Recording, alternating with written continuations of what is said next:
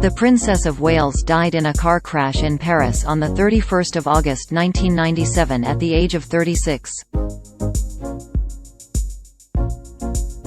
The 24th anniversary of her death will be marked next week as the public will be allowed to visit a statue of the People's Princess. The statue, in Kensington Palace's Sunken garden, was unveiled last month by Diana's sons, Princes William, 39, and Harry, 36. Historic Royal Palaces, HRP, said this week that although the gardens are not currently open on Tuesdays, an exception will be made to mark the day Diana passed away. Towards the end of her life, Diana increasingly devoted herself to charity work, including her work to ban landmines in Angola. During this period, she was more frequently photographed in regular clothes, appearing without the trappings of royalty. Arthur Edwards, a former royal photographer for The Sun newspaper, recalled this phase of Diana's life in a recently resurfaced interview. He was speaking for the 2011 Channel 4 documentary, How Diana's Death Shaped William and Harry. He said, "We tend to think of her as just a gorgeous princess in glamorous gowns and tiaras, but towards the end I think she discarded all that. She was just out to try and make a difference, a big difference." In the June before her tragic death, Diana decided to sell off 79 of her cocktail and evening dresses.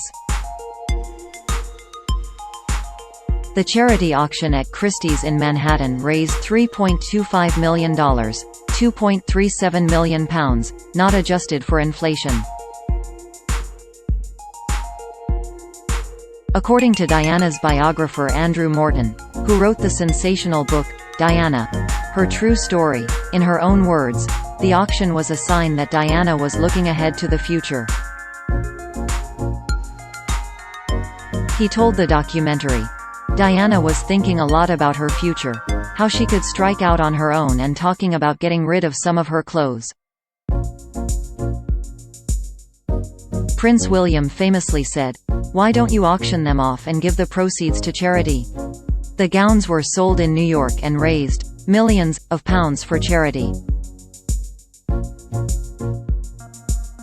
The money raised from the sale went to the Royal Marsden Hospital Cancer Fund and AIDS Crisis Trust. The star garment at the auction was Diana's so-called Travolta dress, which went for more than $200,000. The Princess of Wales donned the blue velvet Victor Edelstein gown during a visit to the White House at the invitation of then-President Ronald Reagan. Diana appeared in the now iconic dress on several occasions, but its legendary status was sealed as the princess danced with John Travolta at the White House. The garment was later purchased by charity HRP, which announced last year it would exhibit the dress in Kensington Palace, Diana's former home.